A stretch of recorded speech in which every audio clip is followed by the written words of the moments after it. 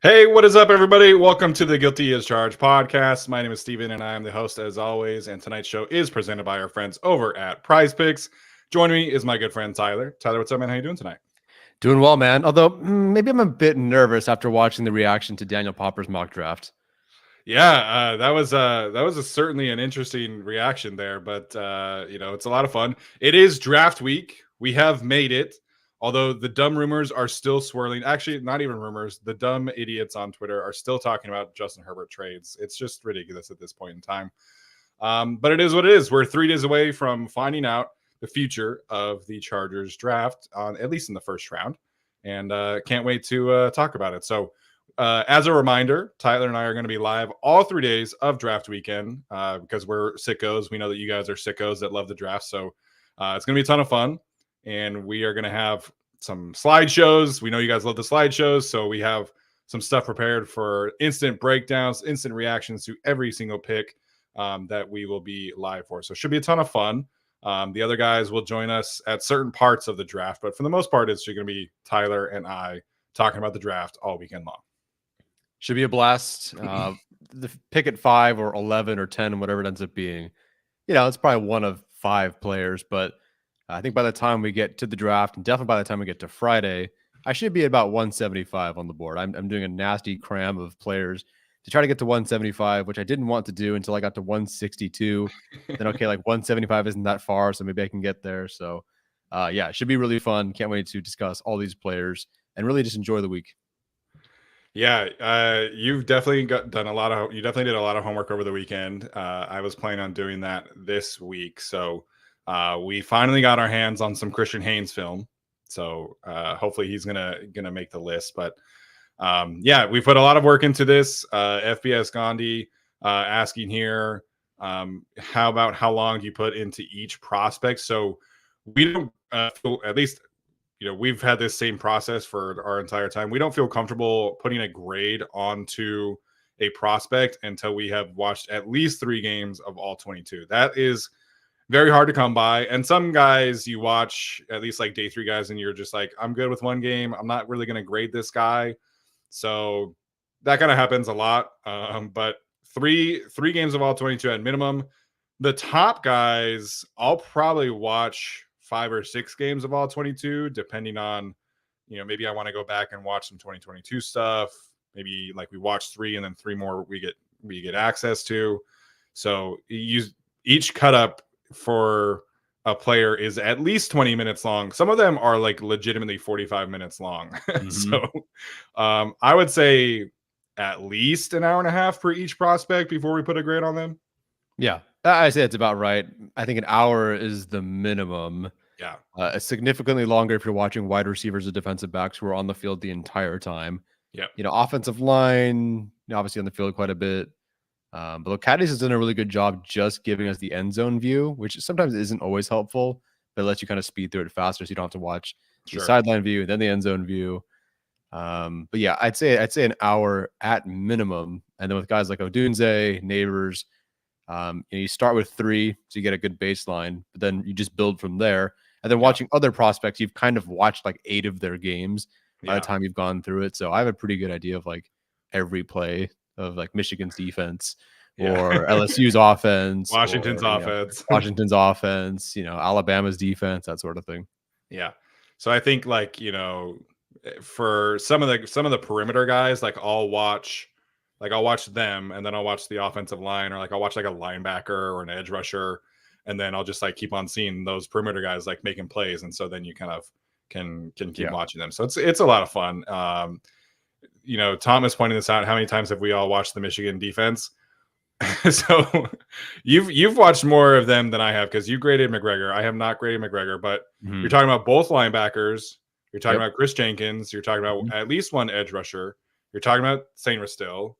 You're talking about potentially an outside corner if you've watched Josh Wallace. Mm-hmm. They don't have a safety in this class, but man, you're talking about 8 different prospects on Michigan's defense alone, and you're talking about 3 games of all 22 for each prospect. So it's the same thing with like Washington and all 3 receivers, the offensive tackle. If you're grading quarterbacks, the quarterback, Dylan Johnson, the running back, the other offensive tackle.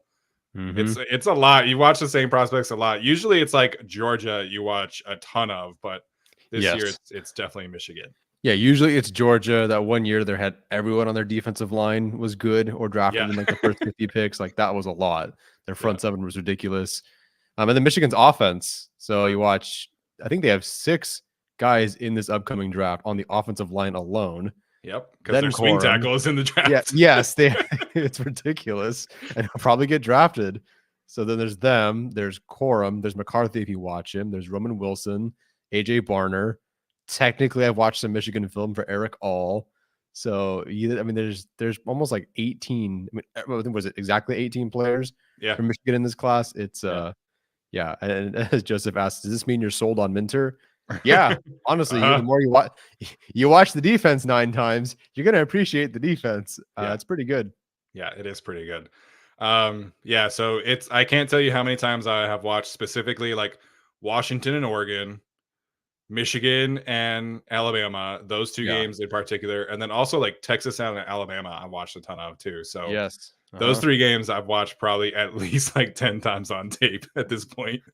Yeah, I'm definitely over it. I forget who I haven't circled back to.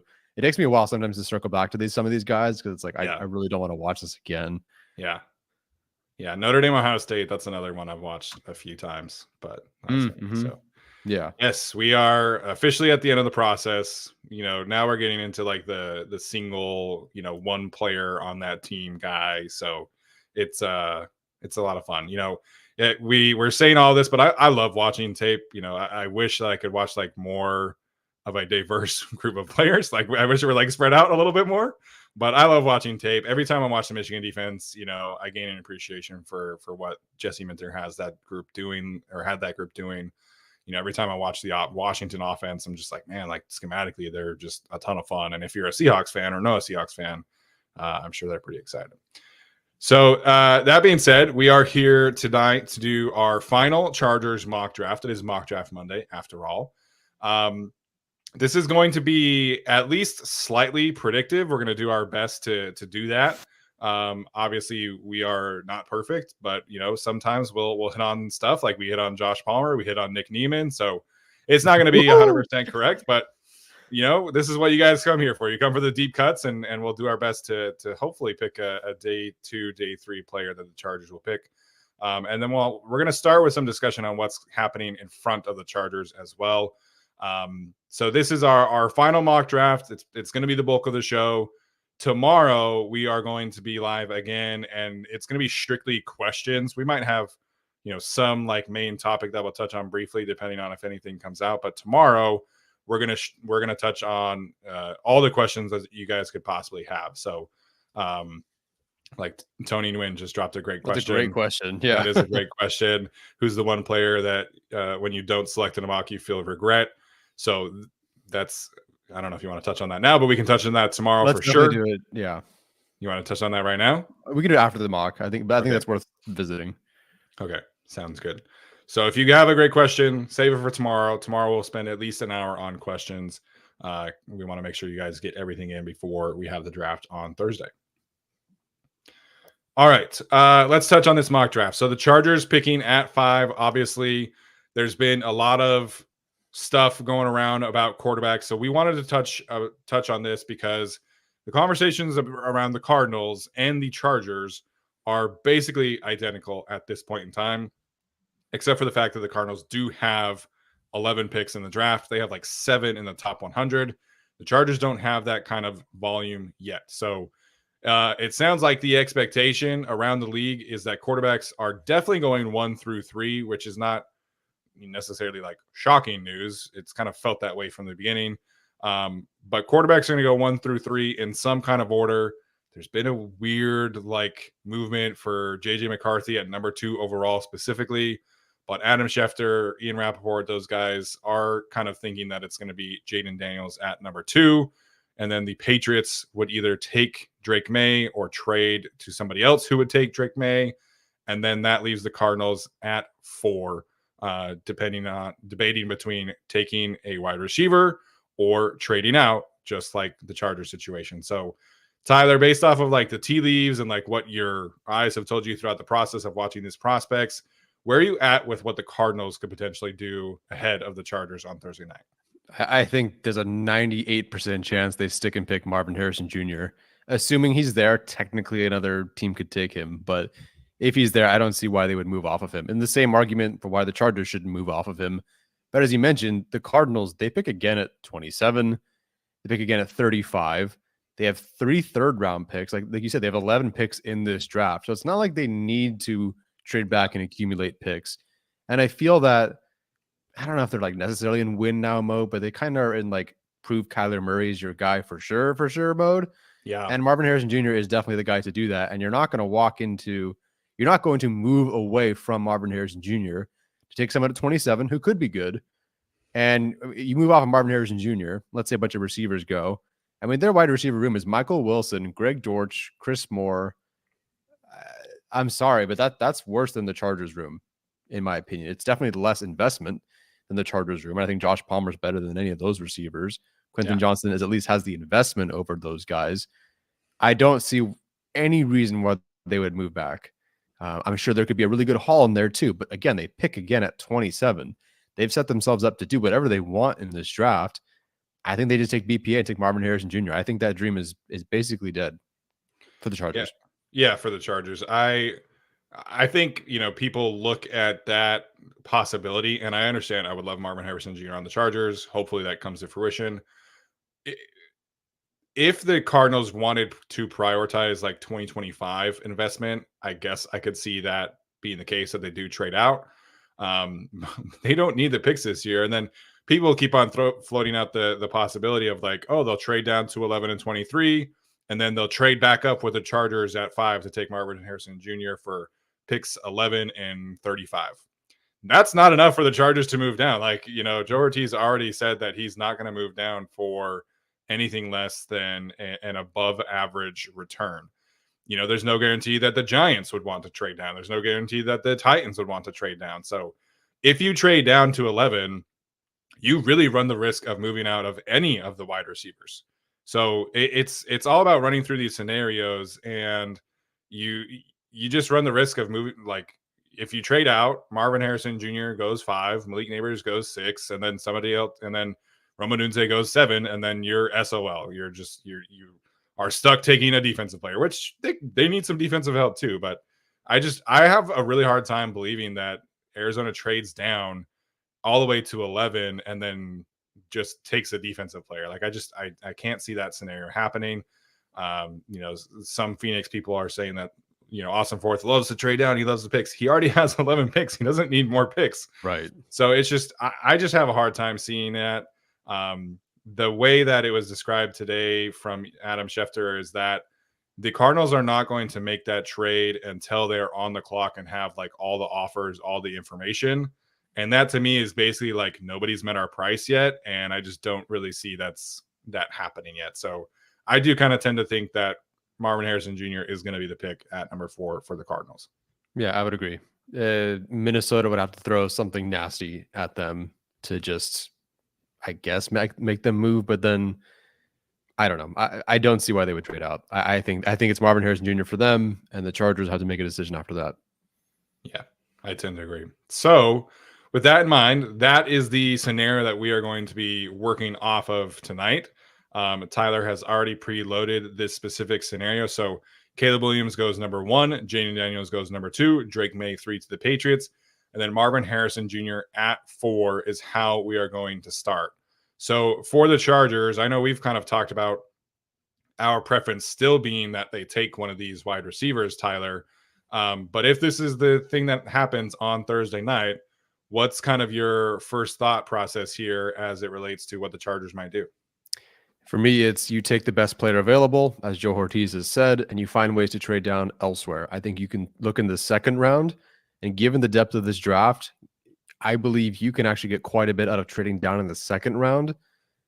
Pick your team and stick and pick the best player here. So I think you still find a way to acquire picks in round 2, and you don't move off of Malik Neighbors. You don't do it. And I think they've not handcuffed themselves to this situation because it's a deep class, but you move on from Mike Williams, you move on from Keenan Allen.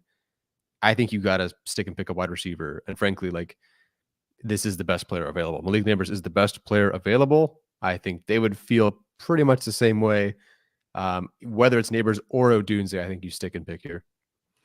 Yeah, I think that would be, unless you're talking about like a legit haul from the Vikings, that could be, depending on the picks exactly, like what you can get from them is what you're debating between.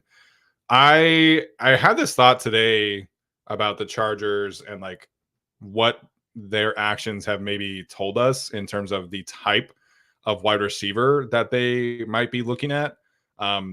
So they cut Mike Williams. They still wanted to bring him back. And then the receiver that they have hosted on a visit is DJ Chark. And DJ Chark is also an ex receiver. So I'm kind of wondering if the Chargers might be telling us that they would value the true X receivers ahead of the non-X receivers. And so for those who don't know, like the X receiver is generally like he's your Mike Williams type, he's your Vincent Jackson type, he's the guy that's going to play on the boundary, he's the guy that's going to take the play action shots, he's the guy that's going to be the number one target for the most part in most offenses, and especially in this offense that's probably not going to do a ton of 11 personnel.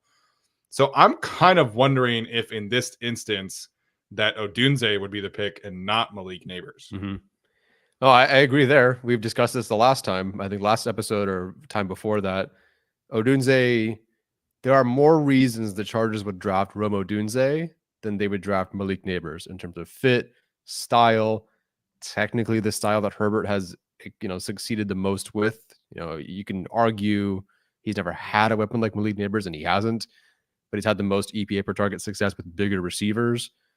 I guess the only pushback I would say with them looking at a certain type in free agency is maybe they feel they get someone like Neighbors and then bring in that X. That would be DJ Chark. So he's just kind of the counter to what they're going to take at 5. So that's kind of my guess there. But I'm ready for either. I'd be happy with either. I think Rome Odunze is the pick if the Chargers were still under Tom Telesco, and that doesn't mean that it's a Telesco pick, it's really bad. I think there's just a bit more wiggle room Body with this type, regime. Yeah, body type for sure. Technically, character. If you like, there's a red flag, I guess, with Malik Neighbors. It doesn't seem to be affecting any bit of his draft stock, but if it's predictive, I would still go Malik Neighbors because of the way the Ravens just drafted Zay Flowers. And I think that's very unique and very different. And I think that obviously very much so fit. But Odunze is definitely in play here. Like, I think Odunze is in play here more than Joe Alt is. Yeah, I would tend to agree there. Real quickly on Kelby's point, Neighbors a dog, bro. He's an X. Malik Neighbors is extremely good. He is my wide receiver to be clear. I think him and Odunze are very close by. But Malik Neighbors has taken, I think, like 65% of his snaps from the slot. He is not an X receiver right now. That doesn't mean he can't become one. But traditionally speaking, he is not an X receiver. He is a slot receiver who can play some backside Z for you. I think Malik Neighbors is very, very good. The Chargers have not had this kind of player really in a very long time in terms of somebody that can just take any pass and take it to the house. So I don't think you should be upset at either. Again, you can like both of these players. I think either one is a fantastic player. If you are looking at like reception perception from Matthew Harmon, Rome Odunze's route tree chart is 100% green. He's the only player in recent memory that I can think of that has a 100% green chart, which means he has a positive success rate on every single route concept.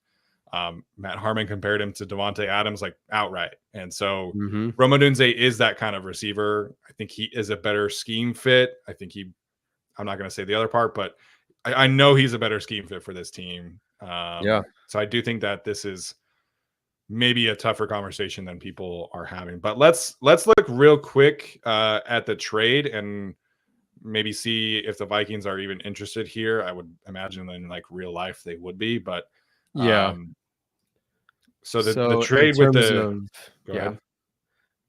You can roll through it. So yeah, they are one of the teams faux inquiring here. Okay. So the Vikings inquiring here. So Joe Ortiz has said he's not going to take a fair trade, which in this instance for quarterback tax, I think is 11, 23, and next year's 3rd round pick from the Vikings, is that enough for you to move off of the chance of taking Odunze or Neighbors? Nope. I I'm not moving off of one of these receivers. I'm really not. Yeah. Okay. Let's take one then. So you kind of said last week that you're kind of potentially considering Odunze over Neighbors. Is that still the case, or are you firm on Neighbors right now? I am firm Neighbors over Odunze, but I mean, I'll just lay it out right now. Rome Odunze is basically as good of an athlete outside of maybe the speed part, but overall the RAS profiles are similar, very good. He's better than Neighbors in terms of success rate against man, zone, press, and double coverage, which is insane. He's the only player over the last 4 years for reception perception that profiles and charts all these guys in their routes to have all green on his route tree. I think he said I think Harmon said he couldn't remember anyone over the last 4 years who had that. And I actually don't know who the other player was. So you have a player, and this is the Ted there every day Ted player. You know, he had 103 yards per game and 9 touchdowns over 10 games with recovering from a fractured rib and punctured lungs. Yeah. Everything about Rome Odunze screams Chargers, screams Jim Harbaugh, Greg Roman, and everything. I do believe that Malik Neighbors is the better player, but it's very close. And technically, I think the fit for Odunze is better, but I think because you have Josh Palmer, I think you still lean Neighbors. I do think that Palmer can do enough of the X stuff they feel good about, though he's not Rome Odunze the prospect. No, and I think the X stuff you can tag team between Palmer, some of Quentin. I definitely like Quentin better as a Z or in the slot. Maybe you sign some other veteran receiver. So if we're doing like full predictive, I kind of think they would take Odunze over Neighbors, to be completely honest. I think I would agree. We can do it. We can do Rome Odunze. It's going to be a bit of a surprise to some, but I genuinely, let's at least do this to have the discussion, because I think people are not bringing this up enough. Like there's like Odunze I like more discussion, but I mean, genuinely the fit, it's kind of better. It kind of makes more sense. So I'm okay with going Rome Odunze here if you want to do something a little bit different. And frankly, I do think the number of X receivers you can try to find later on, it's more difficult than finding someone with speed, with yak, with some of those things. No shot, they're like Malik Neighbors. But I think unless you're dead set on like Polk in round 2, you're not going to find a lot of other bigger X receiver types. Yeah, your X receiver types definitely dry up for sure. But you know, like you said, maybe this becomes like an Odunze and like a Taj Washington kind of thing, or Malik Washington, or some kind of other yak threat later on. Okay. So I definitely feel like going with the safer. Okay, let's do it. Let's go Rome Odunze. We have not done this yet, so let's go Rome Odunze. All right, we're gonna take Rome Odunze here. Hopefully, you guys are at least like considering that as a possibility, because I think the team is going to as well. Michigan corners lockdown Odunze. I think you should rewatch that tape, my friend. Rome Odunze cooked future CB1 Josh for Michigan. I forget his name right now, but yeah, let's do Odunze and let's see how it goes. Sounds good. Let's go Rome Odunze here, who I think is worth the pick. I like 100%. Neighbors more, and you like Neighbors more, but I get it. It's a discussion we got to have. So let's see what we can do with this mock. Yeah, Rome Odunze and Malik Neighbors would each be like a top 6 receiver I've ever graded. So I like Odunze more than Devonta Smith. So that's kind of where I'm at. Grade wise for sure. Dylan mentioning Brock Bowers here. He is ranked higher for me.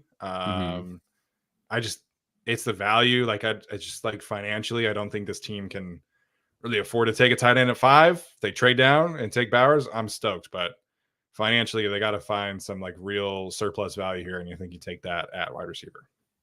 Yeah, and they brought in a couple of tight ends, and I know it's very different, but yeah. Okay, so In terms of, I guess, who's gone now. So Jordan Morgan is gone. Wow, Kingsley Suamataia goes really early. Lad McConkey's gone. Xavier Worthy, Kool-Aid McKinstry, Darius Robinson, Marius Mims, etc. Johnny Newton goes to 28. So at this point, what do you feel about, because we stuck in pick, trading down with either, I don't know what the board specifically is right now, but the Raiders, I think Alex Insdorf entertained this idea, trade down with the Raiders because they want to get a quarterback, which technically you should have done in the first round, but different, right? And they've certainly taken a quarterback in the second round before, and it's worked out okay. Or would you consider maybe even Jacksonville, who has a lot more draft capital? They're at 48. And if you trade down with them, you can get 48 and 96 or 48 and their 2 4th-round picks. And that about works out value-wise. Maybe you give up one of your 6th-round picks. So the Raiders are at 44, right? 44, yeah. So you get their 4th-round pick. I'm definitely entertaining a trade down offer. Just for curiosity's sake, will you pull up which quarterbacks are even left right here? Yeah, no problem. So Bo Nix is available and Michael Penix are both available. There has been some chatter that the Rams might be looking quarterback as well. So just to throw that out there, but I'm definitely on team trade down here. Who's the team that's interested in the trade? Because I see one. But sure. So the team that's interested is the Rams. Okay. Rams at 52, which sure, that would be on brand for them. So that would be 52, just off the top of my head, 52.99 and something else. Probably. So they're at 52. That's I still use the Jimmy Johnson chart because it's easier math for me, smaller numbers. Sure. That's 380. So that's a 150 difference. So let me see what the Rams have in terms of their picks. So I said 150 difference. It would be 83, and maybe you give up like your 6th-round pick.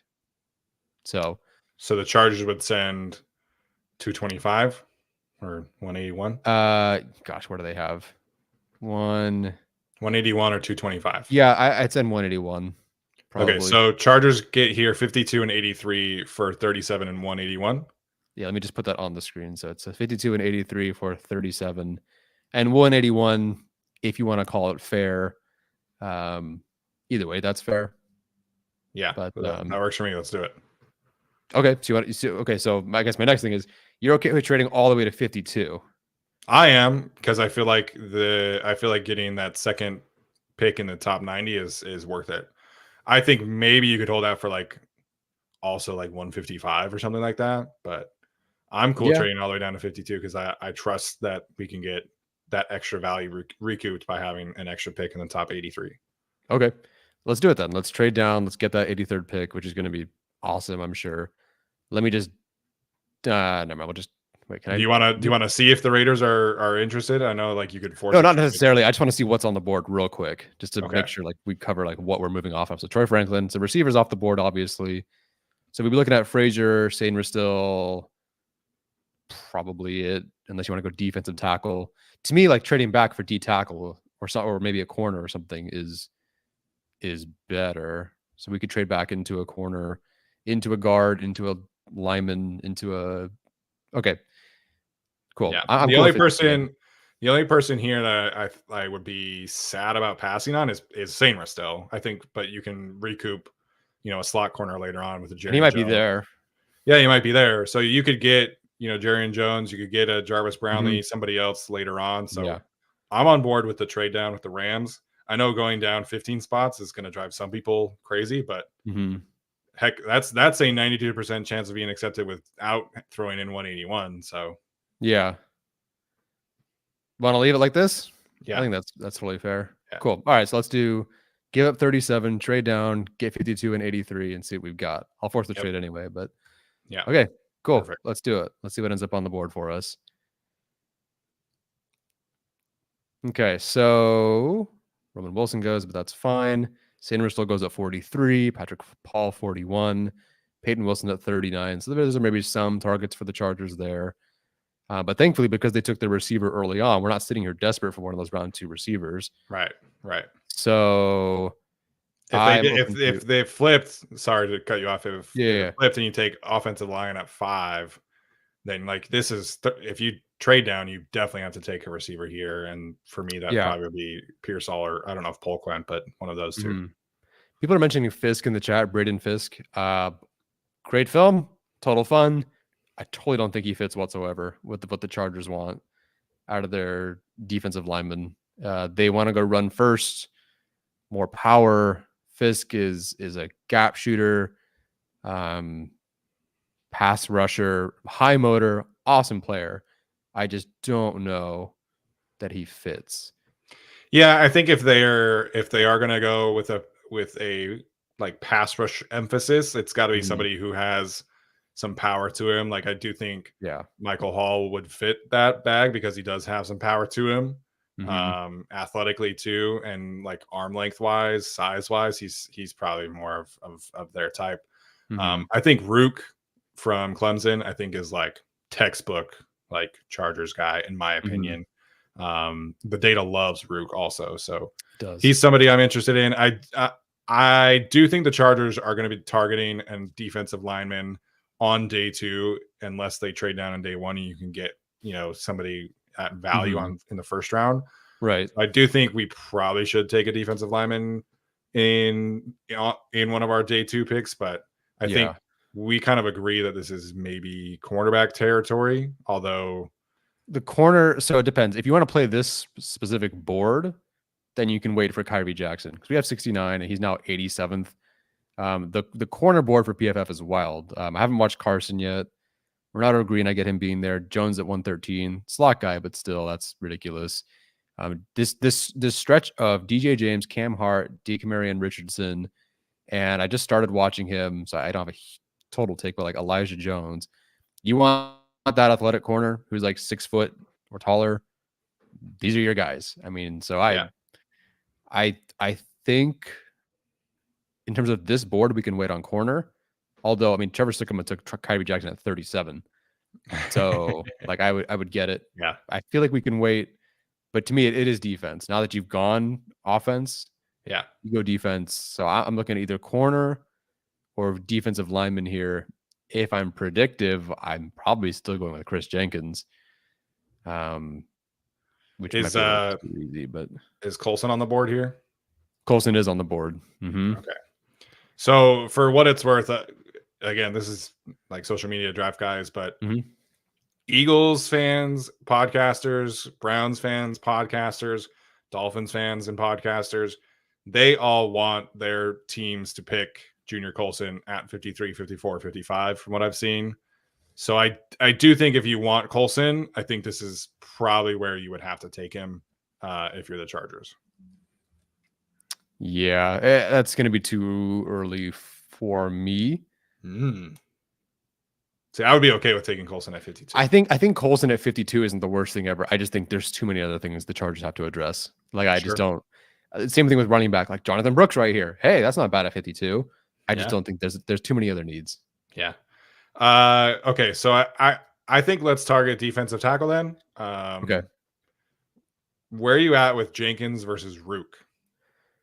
Let me see where I have them ranked. So I'll tell you right now, I will go Jenkins over Rook if we're doing slightly predictive because it's predictive. Okay, so in terms out of 10, I have Jenkins at 8.3 and Rook at 8.25.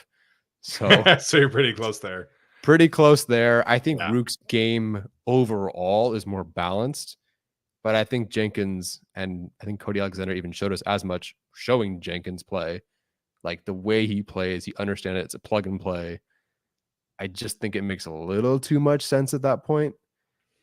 Yes, Michael points out he is a little bit more one-dimensional, but he's a run first guy who rushes with power. It's not that he's necessarily one-dimensional. It's just the scheme requires a certain way of playing. And I know he fits that to a T. So I would go Jenkins here over Rook. I have them both obviously graded very similarly, but I go with Jenkins. And that game against Washington, he dominated. Like he showed a ton as a pass rusher. It makes me go, okay, that's the guy. And again, Harbaugh, it didn't turn out this way, but it called him the mutant of all mutants. So when your head coach calls you the mutant of all mutants, you kind of might be the pick here. Yeah, there was that clip of like the Harbaughs together at the combine where Jim was Yes. talking about, like a player who just embodies like his kind of Michigan mentality. It was Chris Jenkins, that guy. So Mm-hmm. I do have them graded pretty similarly. I do think that Rook has a bit more like pass rush juice to him. Mm-hmm. But I think Jenkins' fit is obvious here, and I think Yeah. between him and Puno Ford, like you can move those guys around, you can create some havoc against the run, and I do think Jenkins can continue to develop. Like when he showed up at Michigan as a freshman, I want to say he was like 225 pounds. Like this is a guy that's still on the up and up here. So uh, Chris Jenkins at 37, I'm not crazy about, but Me Jenkins neither. at 52 after a trade down, I'm on board with. And like I said, I think the Chargers are really, really interested in the defensive tackle room on day 2. So I'm cool with Jenkins here at 52, and obviously it is a predictive mock here, at least somewhat. So let's take Yeah. Jenkins here at 52 then. Okay. Let's do it. So we've gone Romo Dunze and a defensive tackle. I'm sure the chat hates us, but believe it or not, there's other picks we can talk about, and we're gonna get to some of these. So the Chargers here, again, since we traded down, have 52, 69, 83, 105, 110. So a lot of good value here for the Chargers.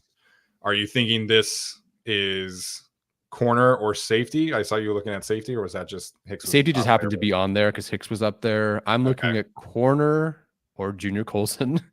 I don't know if that's two. Not on the nose, but you know what I mean. Yeah. Like Benson, if you want to go more deep threat style, we could go another receiver, Walker, Baker.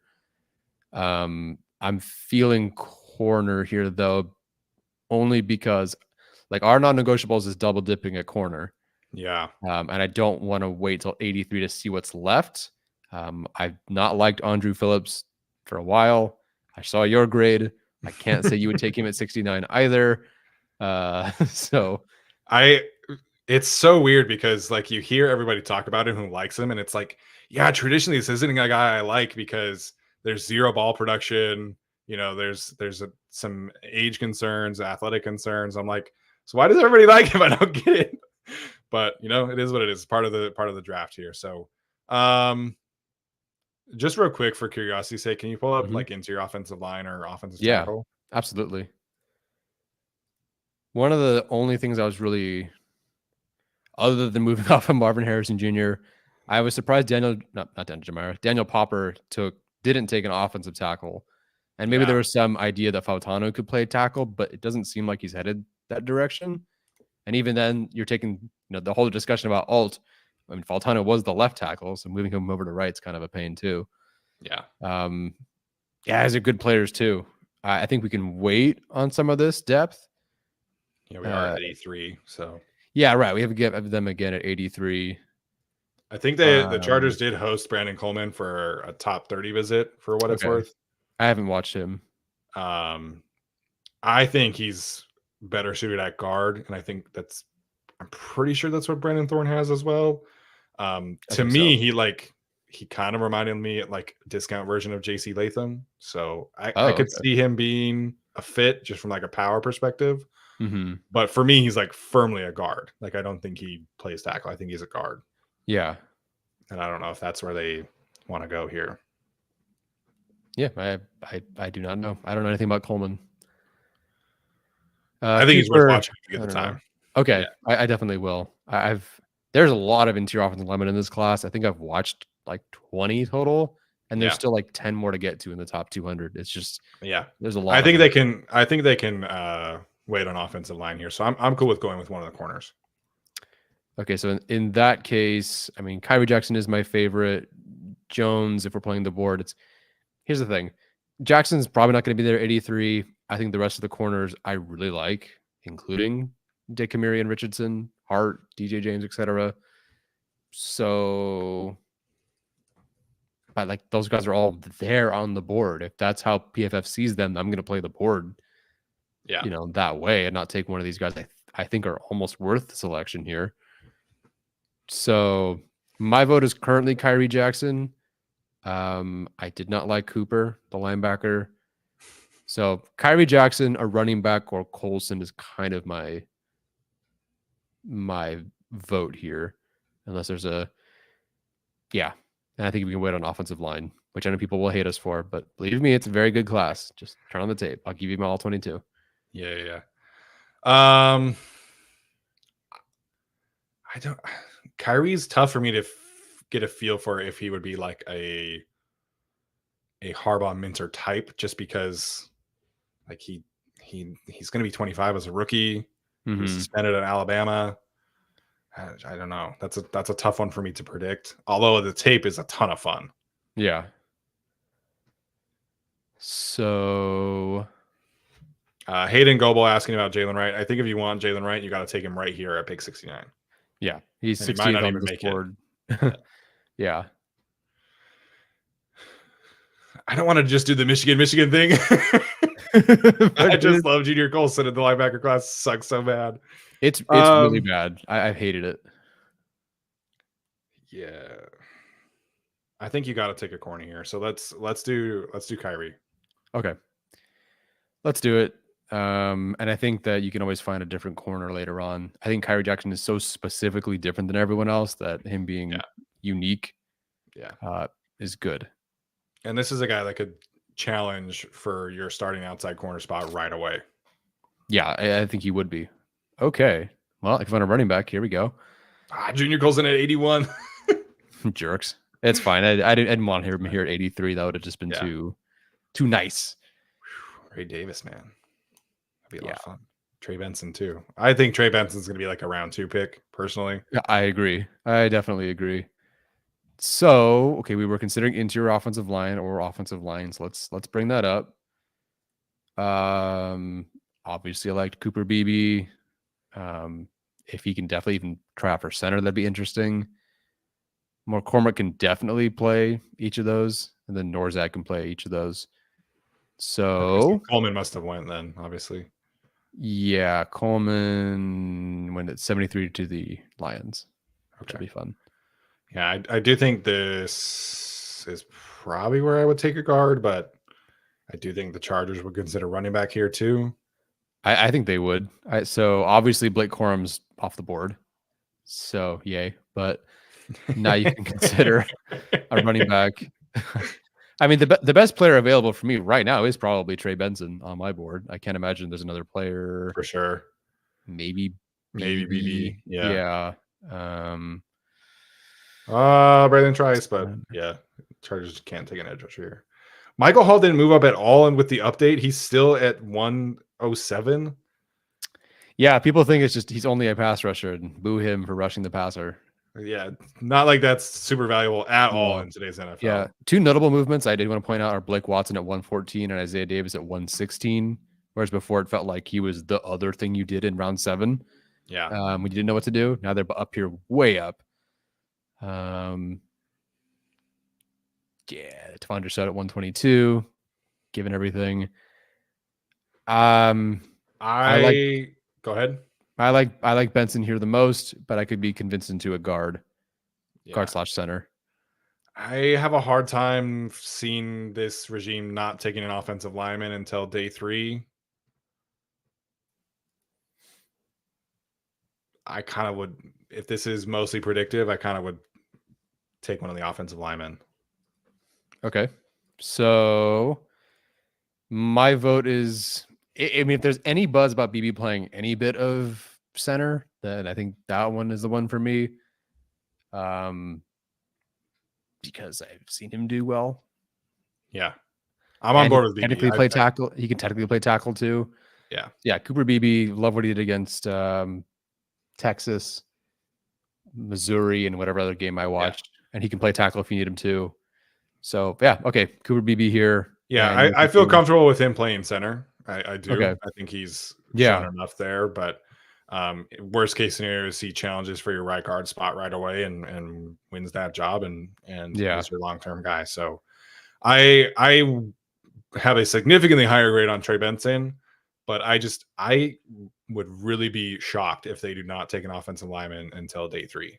Yeah, it did feel very Harbaugh. I mean, geez, Popper took 3 interior offensive linemen in his mock. So I'm sorry. So just with Cooper Beebe, are we now taking center off the board as well?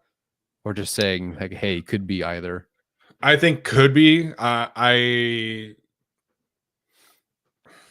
I think with BB, you are ideally playing him at guard, and he could Yeah. potentially play center. Okay. So gives you some flexibility, but I think you want to see him start at guard first. Okay. So good competition with Jamari, who technically could be the swing tackle or anything else. Yeah. So, okay, I'm down with Cooper Beebe here. He'd probably be my second best player after Benson. Yeah. Okay, so we have an offensive lineman. So we have Rome Odunze, we have Chris Jenkins, Kyrie Jackson, Cooper Beebe. We've got 2 premium positions and then 2 trench players. So that's a pretty good balance so far. Yeah.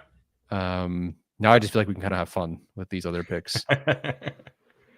Yeah. So I think for me, this is the running back room board looks to have dried up. So that is where we could target here. Tight Mhm. end is where we could target here. Yeah.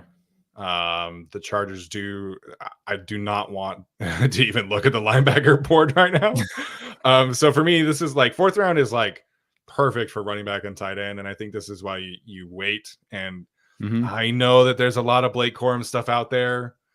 You cannot take a running back earlier than like late 3rd round, in my opinion, with the needs that this team has. And the way that this board falls in round 4 is perfect for them.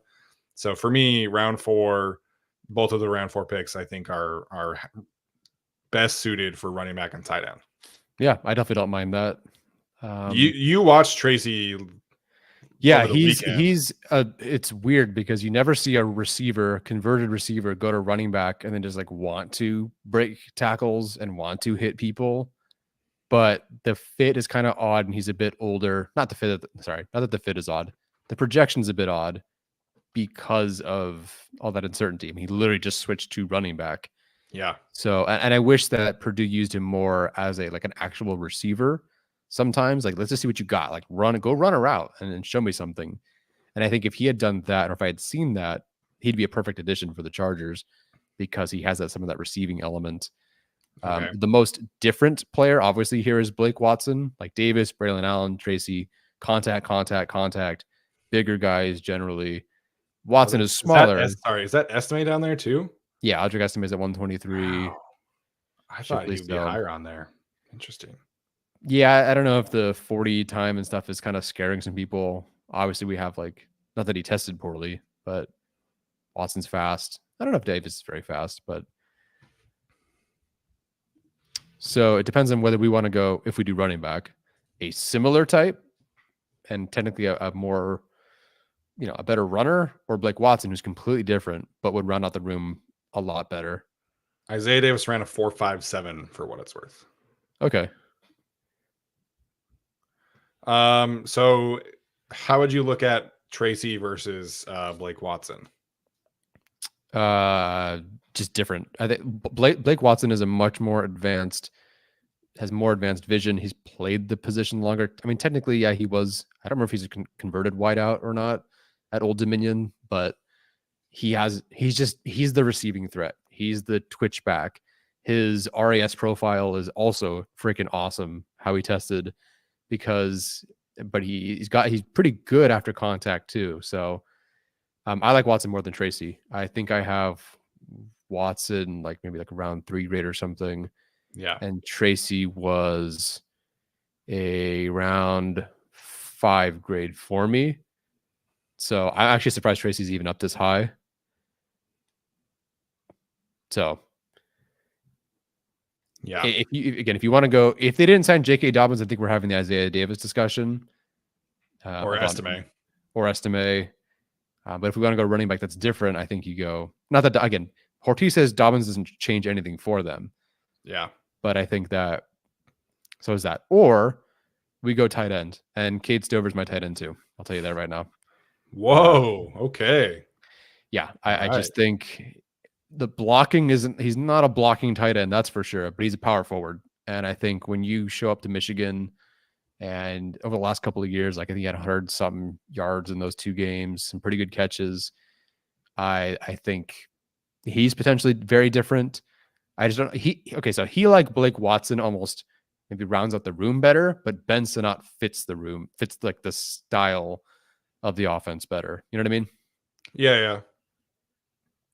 I do kind of think that Stover, from a receiving perspective, is probably like your long-term Hayden Hurst. Like I think that that Yeah, role basically. fits pretty well for him. Yeah. Um, so I don't hate that, and we haven't taken Stover before. The tight end room is so hard to get a read on because like I saw somebody the other day that had Jared Wiley from TCU as like tight end 3, and I'm like, what? I don't really Yeah. understand it. We obviously both like Tanner McLaughlin, who can be had later as well. Yeah. The Chargers are at least from a visit perspective, they're doing a lot more homework on like a pure receiver type, which Hmm. is Stover in this instance. Yeah. And we just went with Romo Dunze, and I think Stover's kind of like sounds blasphemous. Like your tight end Odunze, no drops, 60% contested catch rate. Like the hands are there. I can cut up in like a half an hour of highlights of Stover just, you know, catching something great, adjusting, etc. So you go Dunze, who doesn't drop anything, and you go Staver, who doesn't drop anything. That's a heck of a hands team. Yeah, and Palmer as well. Yeah, no kidding. So and then you let Quentin Johnson do his thing. And if he drops something, it's okay. Stover, that power forward stuff, the power slot type. I really like Stover. So it's either him. I think it's him, which is funny. We could pick again at 110. Yeah. But I worry about Stover being gone. Whereas a running back, I think will be there. Yeah, I'm on board. Let's take Stover. I don't love the blocking, but I think with Sure. Isley and Hayden Hurst, you can have that covered. And he has the frame. It's weird because usually when like a defensive lineman switches to tight end, they're like instantly a good That's the blocking tight thing. end. Yeah. I think you're also betting on Stover becoming a better tight end with some development here. He certainly has the size Yeah. to it. I do think like vertically, Stover's a much better pass catcher than Sanat. So I'm cool with it. You take Stover here, round out the tight end room. You get a long-term asset in there as the team should have done last year. So work for me. Cool. All right. I like that. That's fun. And we have not really lost anything on running back except for, Yeah. no, they're all still here. Yeah. I can't get Blake Watson out of my head in this room just because I think he would fill that Keaton Mitchell, Justice Hill role like so perfectly. Mm-hmm. If you wanted a double dip at receiver, I'm not like opposed to it, but I think Blake Watson has some like real instant juice to this team. Yeah, I think we can wait on receiver. I don't love this grouping here. Yeah, Blake Watson. It'll seem weird for Chargers fans or any fans because he was the guy at 240, and now he's up here at 114. But the film is so fun. Film's so fun. You know, Dane Brugler talked about him, and then Daniel Jeremiah talked about him. NFL Stock Exchange guys. I think Trevor said he just got to him, and that's why he's moved up so far. Mm-hmm. Because Trevor was like, "Oh my god, like this is." So they were doing Tyrone Tracy, Blake Watson as two of their like later guys, like other guys that we had discussed. Yeah, Watson in this room. I'm totally on board with that. You've got Gus Edwards. Yeah, I think it's honestly a perfect fit. Yeah, and you can do plenty with Blake Watson. Yeah, and so I mean, you're probably betting on J.K. Dobbins more than some fans would be comfortable with, but I think you trust Gus for the bulk of the carries right now, and Blake Watson is your pass catcher. So if J.K. Dobbins can give you anything in between, then you're cool with it, and that room is much better than what it was last year. So I love the idea of Blake Watson just being that explosive threat from the backfield. You know, he's done some jet sweep stuff. He's done a lot of the gadget plays at Memphis. The speed is fantastic. He can return kicks. He can return punts if Darius Davis can't. So to me, it gives you a lot of flexibility. And this is instant impact, which is very difficult in round 4. But his role instantly provides value for the Chargers, and I would be really happy with that. Yeah, as would I. As far as the fit, like, okay, he's smaller. Now, Keaton Mitchell went undrafted, but Keaton Mitchell was 5'7", 179. And I don't think the Ravens regret signing him. No. So I think that, or Justice Hill for that matter. How big is Justice Hill? So Justice Hill. He can't be. He's not a bigger guy. Yeah. And they took Justice Hill, who is 5'9", 198. It's a little heavier. They took him at pick 113. There you go. Here at 110. There you go. Yeah, I'm on board with Blake Good enough for Watson. the Ravens. Good enough for me. Yeah. Although it's very different. All right. Yeah. So Watson here, totally fine. I think there's enough precedent. I think it makes sense in the room. It fits. I definitely don't think there's 109 players better than him. So yeah, cool. I like that. Theo Johnson's down pretty far. Yeah, it's weird. He was like 80th, and then people went, "Oh wait, never mind." He did the reverse, like Johnny Newton. Yeah. I would love to get a second corner here, if possible, or a second receiver. I'm right there with you on that one. So I've not watched Smith Wade, though I hear he's shorter. So DJ James is fun, man. I like DJ James. DJ James is awesome. I think Cam Hart is a more natural outside fit, but DJ James can do a bit of both. Super fast. Loved his film. The 2 touchdowns he allowed versus Alabama were like the random Hail Mary, and then I think a coverage bust that was assigned to him. So I think that those stats in that game are a lot better than people are maybe giving him credit for. You really like Anthony Gold, but I don't like him this well. Okay, I do, but I don't like him this early, especially if he's projected 170. Okay. I definitely let me just look at just receiver. So we're looking for someone who can fly. Yeah, that would be Gold. Did Washington go higher on their board? He went to 123. Okay. That's a bummer. Interesting. Yeah, no, definite bummer there. I'm fine waiting for Gold. McCaffrey, I didn't love, although him running halfback dives into T'Vondre Sweat was really stupid. Oh, that's the end of the receiver board, that 300? Yeah, okay. We probably gotta take one here. I have not watched Jaquan Jackson, but he's fast. All right. We take a corner. We could take a corner here for sure. Yeah, we could do that. I can at least tell you who these corners are. Let me just triple check on anybody else. Obviously Mustafa is the safety. Cedric Gray is probably the last linebacker I would be interested in for what it's worth. Buddy, I think I'm just gonna let this linebacker core be hell and sign a guy next year. Yeah, figure it out next year. Also, I finally watched Jaheim Bell, and I'm just so confused at what Florida State was doing. It makes no sense. Guy, and he's like 6'2". Yeah, makes no sense. 6'2". I mean, like they used him fine. It's just funny to see the differences. Wow, Christian Jones is on the board. He keeps falling. I'm not really sure why. Like, I get that he's not a perfect prospect, but he feels like a good like mid-round guy, not a 5th round pick kind of guy. I definitely can consider Walter Rouse, who's just like the big 35.5-inch arm guy. But plays at Oklahoma. If you've ever watched Oklahoma film, you kind of get what they like to do as blockers. Like they're not nice. Yeah. I'm not opposed to taking one of these tackles here, man. I know we just talked about corner, but yeah, Christian Jones on the board here. Javon Foster, I like, although I think we can wait for Rouse for Oh, really? Okay, interesting. I didn't consider him there. Yeah, I like Foster enough to take him here. Same Rouse, yeah, probably. I'd like to take a corner so we can sleep easy because we don't have a slot corner. Okay, let's do it. Okay, so more traditional outside in Cam Hart or DJ James, who can do a bit of both. Richardson, I don't remember how much slot he played, and Elijah Jones later on definitely plays in the slot too. I guess I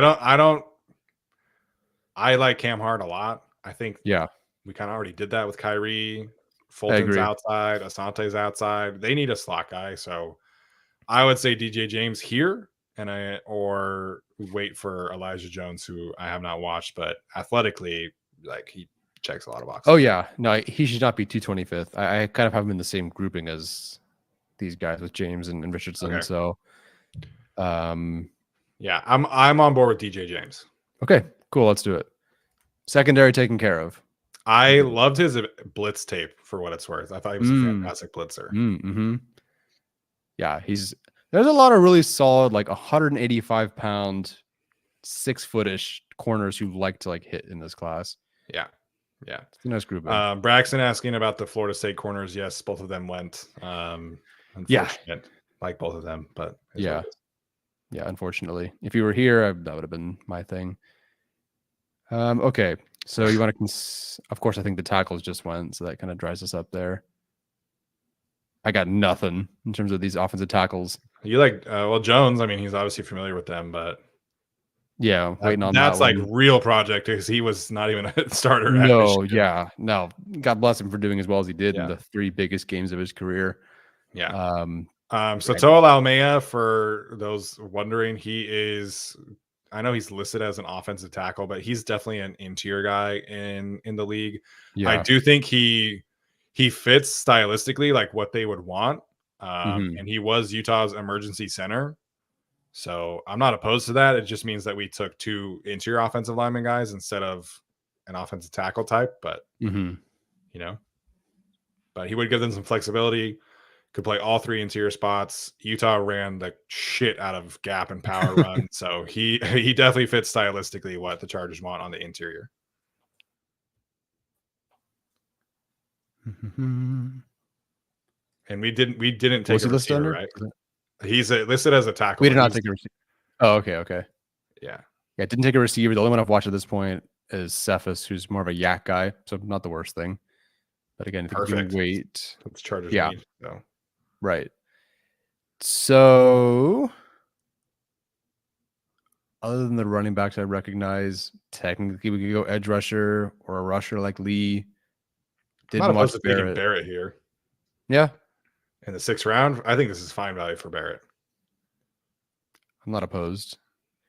How Rasheen Ali's that far? McKinley Jackson, good God, that guy has fallen. 205. They think they had, I think, no, it was Taylor who was supposed to be the first round pick this Yeah. upcoming year. But I think like the first time I did a mock draft, McKinley Jackson was like in the 70s. Oh, yeah, he definitely wasn't Yeah. 200. That's for sure. Yeah. I you like Briggs as a nose tackle, right? That's pretty far down though. Yeah, that's pretty far down at 219. I'm shocked that Boyd is down here. Yeah, I really feel like he's everyone's prospect that people like, and that he hasn't really moved. I think maybe he's, let's see, where's the consensus board? Thomas think the Martinez consensus- votes for Jordan Jefferson for what it's worth. Ah, The other I'm not LSU watching. defensive lineman. Yeah, of the other 4 of them that play interior. So let's see. Yeah, Boyd's 165 on the consensus board. I don't know. Maybe it's a small school thing. My vote would be for Barrett or Laumea or the receiver, but you think we can wait for the receiver? Yeah. So let's go with Barrett. Let's bring in the Michigan guy. Smash the over on the 1.5. And, They're gonna take 2, at least 2, I think. I think so. There's just too many players. Yeah. And Barrett in the 6th round, I think is fine value. Yeah. Why are we going slow? All right. So Chargers here, rounding out the draft of picks 225 and 253. Did the receiver go? Thank God, no. Okay. So Cephas has not gone yet. He's improved every year that he's been there at UTSA. On the composite rankings compared to the rest of the class, Cephas is, if I can find it, 5th in yards after the catch per reception in this class, which is actually technically higher than Malik Neighbors, but I wouldn't classify them as the exact same. No. No. No. So, but still top 5 in this class, and a pretty good class. So right behind Worthy and who was it? Corley. So if you want a yak guy, I'm all for it. Let me check the RAS profile. He ran a 4.58, Great. Well, that's faster than me. and he's 6'2 for what it's worth. True. 6'2, 190, 4.58. That kind of athletic profile looks like an X. Yeah. So let's see.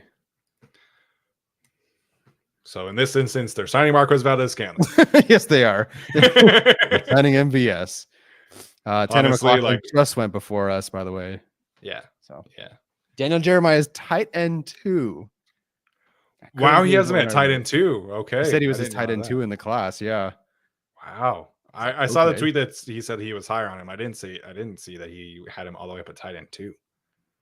Okay, now my So yeah, I'm cool on just passing on wide receiver here. I know people will hate it, but I just I don't know who they would take here.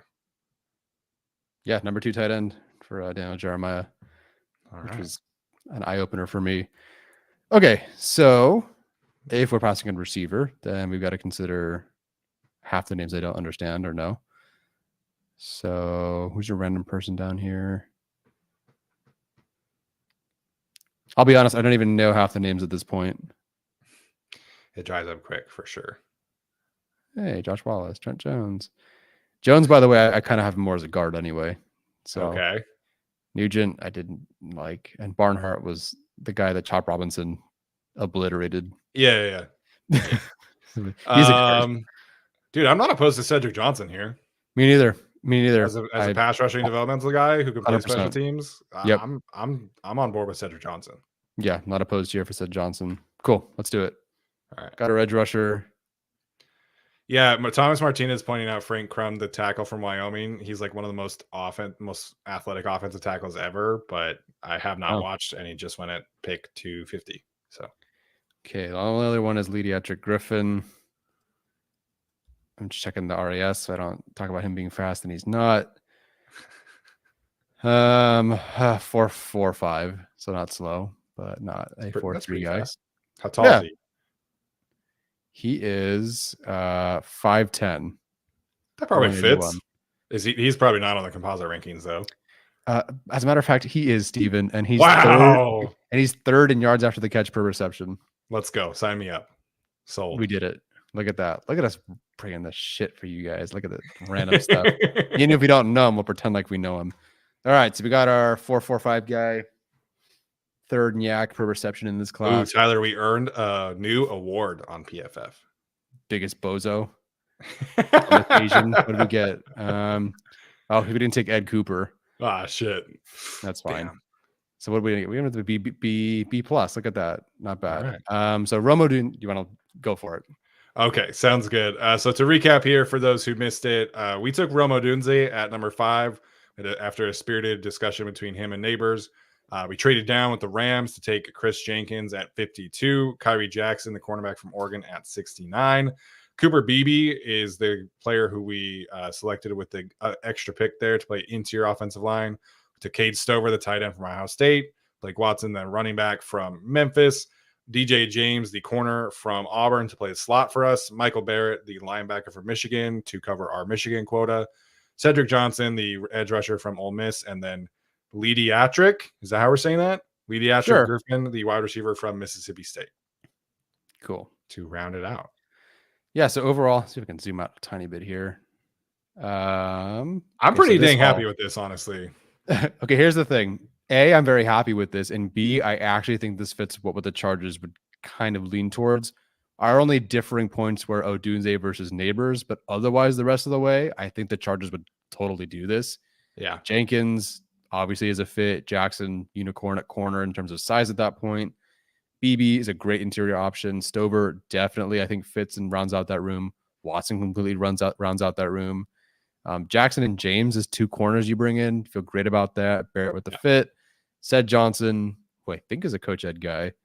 I would take him at 225. And then Griffin, who's going to be fast enough and speedy enough. Yeah, and you could still sign Marquez Valdes-Scantling here if you wanted. Totally. And that's part of it too, is that if they don't feel like they have that guy, they can go get that guy. Yeah. So this honestly kind of feels like what they might do on Thursday. I'll be completely honest, because we did prioritize trenches. I honestly wasn't even going to go with BB, but now looking at it, like the Chargers, they would do this. I think Harbaugh would throw a fit if they didn't take an offensive lineman. So you're not dropping anything with Odunze and Stover, who I think have like 2 drops between them this year, and I think their average is about 67.5% contested catch. So great. Yeah. Watson is awesome. James, Jackson, Barrett, Johnson, Griffin. Yeah.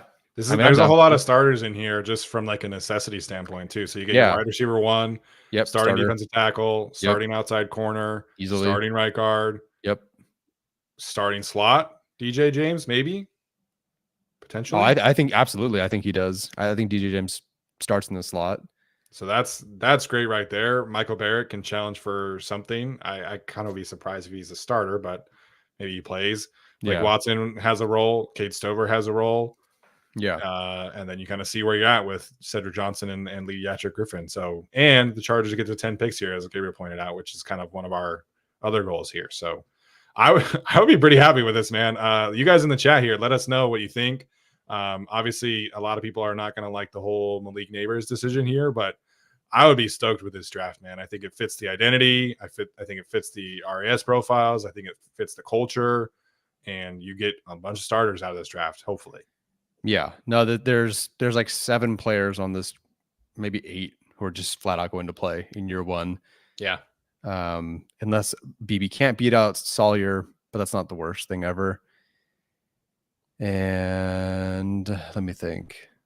Nick points out the Ravens didn't draft a receiver early. I guess they never took one at 5, but obviously Zay Flowers, Rashad Bateman, Torrey Smith, Hollywood Brown. There's a lot of first round picks in there. Yeah, Smith is a second rounder, and then Harbaugh took AJ Jenkins at 30. So, yeah. But not at 5. As I think what's what he means. But yeah. All interesting. Right. Yeah. So okay, I got to get back to this. We've been buzzing this way about Odunze. You know. Are you upset? Man. No, I'm not. I'm the most intrigued by it, and I think it's at least worth having the discussion, because it might be the pick, man. I don't think it's a total mistake that, you know, Daniel Jeremiah has him over Malik Neighbors and Benjamin Solak has him over Malik Neighbors. Yeah. It's just a style difference at that point, and your style fits, like that style fits the Chargers more. So, and I can truly honestly tell you, and this is kind of our Joe Alt discussion, I don't really know for sure the Chargers can make Neighbors work with Greg Roman and Jim Harbaugh and the way they play football. I mean, I think he'd be just fine. Don't get me wrong. Yeah. But Rome Odunze, it's like Anquan Bolden. Okay, got that. Like I see that. Not that he's Nico Collins, but, you know, like those kind of guys. Similar profile, though. I mean, like athletically, size-wise, I think Odunze really is their type, man. I think if Marvin Harrison is there, you have that discussion. But I think if it's Odunze versus Neighbors, I think this team leans Odunze. I really do. I can make more. We've done it. I can think of more reasons they take Odunze than Neighbors. I can give you reasons why I'd take Neighbors, but why the Chargers would. There are more reasons they'd take Odunze. Yeah. So as NSM points out, like breakaway speed. Yeah. I mean, he Neighbors, yak, speed, you name it. Of the 3, he's the most unique in that regard. But yeah, I mean, if you're getting, I don't know if it wants Neighbors, but if Daniel Jeremiah is saying Larry Fitzgerald and Matt Harmon is saying Devontae Adams, like it's not the worst thing to be discussing there in round 1. Yeah. Interesting. On a mock draftable, the athletic comparison closest to Rome Odunze is Allen Robinson. Yeah. Robinson's been a quality player, man. Miles Austin is second for what it's worth if you like him more. Oh, wow. Okay. Hopefully he avoids the hamstring injuries. Yeah. I wonder who his RAS comparisons are, because RAS doesn't compare size. Yeah. I'm not saying this happens, but Fitness brought up like Ayuk. I'm not saying that happens, but what I'm trying to get at is if Harbaugh feels like they need a guy, like Ortiz is going to get that guy. Yeah, I kind of would be surprised if the 49ers traded Ayuk. I think he's like legit soon to be top 10 receiver in the league. But yeah, to me, if the 49ers were going to trade a receiver, I think it's Debo, because he's been injured all the time. He's older. Yeah, it's more of a contract shed than a value thing. That's funny. Okay. Rome Odunze's number 1 RAS comparison is Braylon Edwards, former Michigan wide receiver. Didn't necessarily pan out in the league, but yeah. Interesting. Okay, we got a couple of super chats here to get to, and then we'll wrap up. Cool. Andrew, I thought he was a new member. Been a member. Shout out to Andrew. Appreciate it. Anthony Navarro said earlier, Odunze will be a Charger, calling it now. Love all of you. And then he has the scripture John 3:30 in there. So Nice.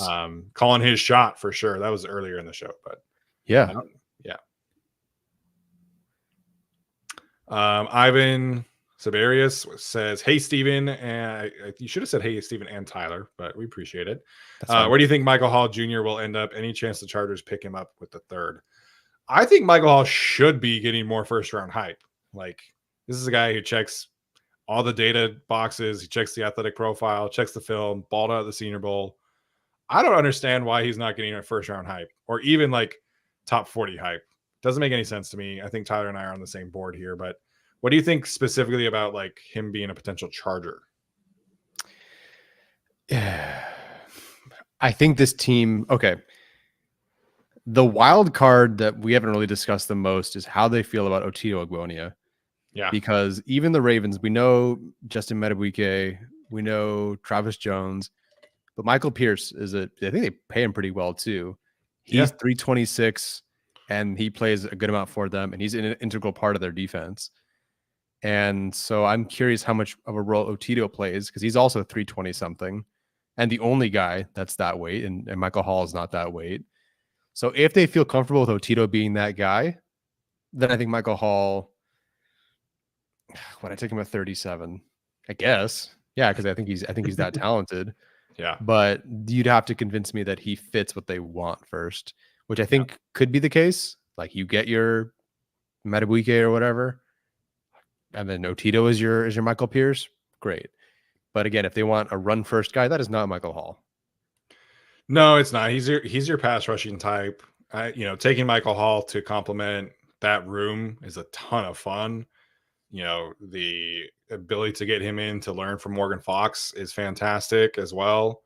But yeah, you don't really have right now anyways. I mean, Puna and Otito are your two like run stuffing defensive tackle guys. And I don't think that's enough. And I know everybody wants Gerard Clark and CJ Okoye to work out. I'm not expecting anything from those two.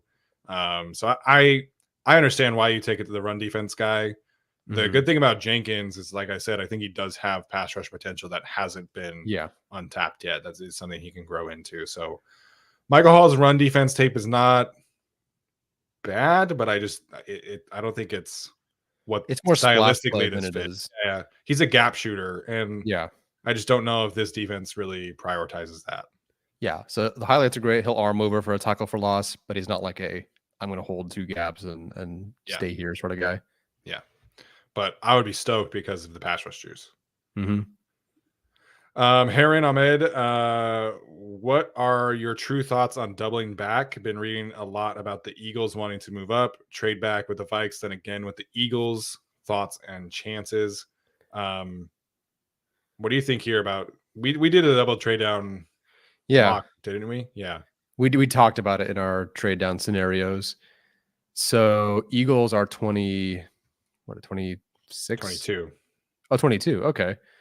So you would be taking, you would take 11 and 23, and then you'd be drafting 22 and 23, which would be kind of funny. Yeah. And then, so Philly, the only thing is I think Philly's a little shorter on capital this year. No, not that Howie cares. Oh no, they have 2 second round picks. Yeah. It's the 3rd round pick they don't have. Okay. So if they wanted to jump to, they would jump to 11. 22 to 11 is a big jump. So I think the Eagles could certainly trade up, but that's a big jump. So that would be their 2nd round pick, and then they don't have a 3rd. Them not having a 3rd is a bit of a bummer there. So you'd have to get a future pick or take 54 or 120 is worth 54, maybe like that's probably one of their seconds this year and next year's second.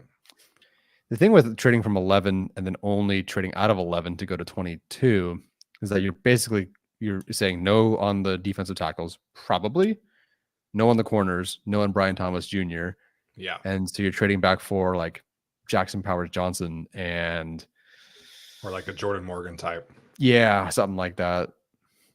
And that's just a little too far. I don't have to stick and pick at 5, but I want to keep, one of those 1st round grade guys.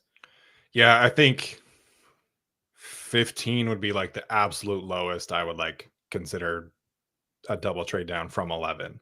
Because at 15, you could at least get one of the blue chip corners, one of the not blue chip, one of the higher end corners. You could get one of the defensive tackles, one of the edge rushers. I think if the Chargers get 11 and 23, that a trade down from 23 makes a lot of sense. Because then you can go from 23, maybe the Niners come up to 23 kind of deal, and you can get some capital there. Or Dan Jeremiah, Carolina at 33, the Commanders who have 36 and 40, like that. Trading down from 23, I'm fully on board with, because I think you can get a much better return there. And then at 11, you still get either your offensive tackle, defensive tackle, maybe. What would you think about Brian Thomas at 11? That seems kind of rich to me, but the thing with Brian, okay, so obviously you're picking up 23, so technically it's not 1-for-1. But if you were going to take a receiver at 11, you might as well just take them at 5. Yeah. Although again, you get 23. So Malik Neighbors or Brian Thomas Jr. and I don't know, let's say Graham Barton. Graham Barton would be pretty sick, man. I don't think he makes it to 23 personally, but yeah, I think so. If you do the Vikings trade, which is certainly possible, I think you're talking about staying at 11, and then at 23 you move back. Yeah, and I'd be totally happy with that. I mean, if you go 11, you go corner, trade back, and get McConkey or Mitchell or whoever. Like that's a pretty good haul too. And that's basically the same exact thing that the Ravens did in 2021 when they took Kyle Hamilton at 13, and then they had 21 from the Hollywood Brown trade, and then they traded back to get Tyler Linderbaum. I still can't believe they got a first for Hollywood Brown. Yeah, crazy. Had a super sticker from Gabriel. Great question, Haroon, by the way. Appreciate that. Yeah. Gabriel had a super sticker. Appreciate him. And then last one here from Alex. If the Chargers play mostly 12 or 21 personnel this year, it should be Odunze over Neighbors for the run blocking. What are your thoughts there, Tyler? I don't recall Neighbors having any like significant issues as a blocker, but Odunze will flat out just bury guys in the dirt. Like him and Josh Palmer, by the way, blocks his ass off too. He learned from Keenan Allen for sure. So that is a blocking unit with Disley, like and Gus Edwards at 260. Like you're not 260. Excuse me, 220. Pardon me. Got my T'Vondre Sweat, Gus Edwards, 60 and 20 mixed up. Good. It's all good. That would. Again, it fits what they'd want to do. And I didn't even mention the blocking part. But yes, Odunze as a blocker, got the body type, got the film on it for sure. Very selfless team in Washington, very sound. He blocked plenty for McMillan, for Johnson, etc. So, yeah. I don't... I saw this earlier from Thomas Martinez about Brett Coleman saying you can shove Neighbors into an effing locker room and press. That's mean. That's mean. Did he say that in an episode? Because I didn't see him tweet that. He must have. I'm guessing Neighbors isn't great against press, but that's a stretch. I mean, LSU definitely lean like he's not Jamar Chase off the line. No. But LSU definitely is more of a like Ohio State, I think, has better footwork and technique. LSU tends to like lean and get open off the line. But like maybe don't put Neighbors in front of the big press corner every rep. Like just like Quentin. Yeah. No, Palmer is the one that you're putting at X in this instance, which I can think you can do that, but he can get off the line, and I think that is something you can work on. And he's 6 feet tall. It's not like he's like 5'9", so it's not like Xavier Worthy, who if you press, who really could put in a locker. But I think he could improve on that. But he's gonna be a slot receiver. He's very rarely gonna get pressed in the league anyway. Yeah, and I don't think. I mean, there's maybe a stigma around saying, "Oh, he's a slot receiver" or whatever, but like, I don't think you do what you got to do with him to free him up. I don't think like Waddle or Hill or these guys. Like, I don't think anyone's like, "Oh, they're not an X." Yeah, I think he'll be fine against press. I really do. Yeah, but Odunze is definitely better at getting that. I can get right now. That Worthy you can maybe put in a locker. Yeah. All right. Hour and a half in on a Monday night. So appreciate you guys. Yeah. Okay, so that's going to do it for us tonight. Like I mentioned earlier, we're going to be live all weekend long during the draft, Thursday, Friday, and Saturday. We'll be live again tomorrow for a pure question and answer show. So hopefully you guys come in and bring the great questions tomorrow as you have done tonight. So if you're listening to this or watching this on replay, let us know what you think of the draft picks. Of course, we get one last super chat here from Jose. Excited to see what my Los Baltimore Wolverines decide to do with the 5th pick. Yeah. Certainly becoming that way. Maybe they draft 3 Michigan guys, and then that really confirms the transformation there. But yeah, appreciate you guys for tuning in. Appreciate the super chats. We'll see you tomorrow at this same time. And this has been another episode of the Guilty as Charged podcast. As always, bolt up.